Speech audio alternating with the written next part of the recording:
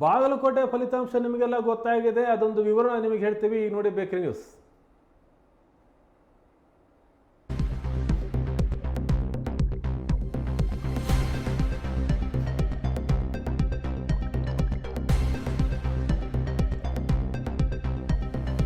ಕಾಂಗ್ರೆಸ್ ಅಭ್ಯರ್ಥಿ ಉಮೇಶ್ ಮೇಟಿ ಭರ್ಜರಿ ಗೆಲುವನ್ನು ಸಾಧಿಸಿದ್ದಾರೆ ಬಾಗಲಕೋಟೆಯಲ್ಲಿ.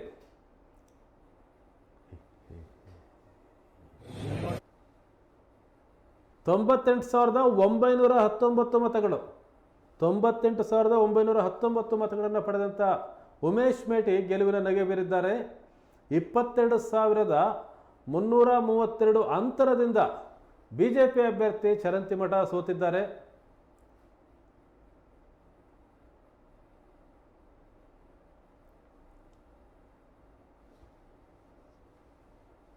ಸಾವಿರದ 458 ನೋಟಾ ಮತಗಳು ಸಹ ಬಿದ್ದಿದೆ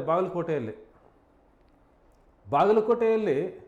ಮೇಟಿಯವರ ನಿಧನ ನಂತರ ಯಾರಿಗೆ ಟಿಕೆಟ್ ಕೊಡಬೇಕು ಅಂತಕ್ಕಂಥ ಒಂದು ಭಾರೀ ಚರ್ಚೆ ಸಾಗಿತ್ತು.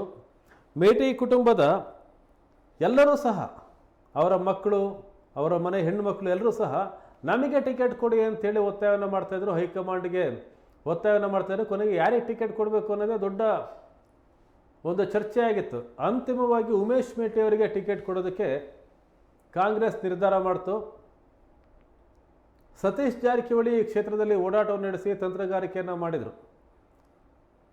ಮುಖ್ಯಮಂತ್ರಿ ಸಿದ್ದರಾಮಯ್ಯ, ಉಪಮುಖ್ಯಮಂತ್ರಿ ಡಿ ಕೆ ಶಿವಕುಮಾರ್ ಸೇರಿದಂತೆ ಹಲವರು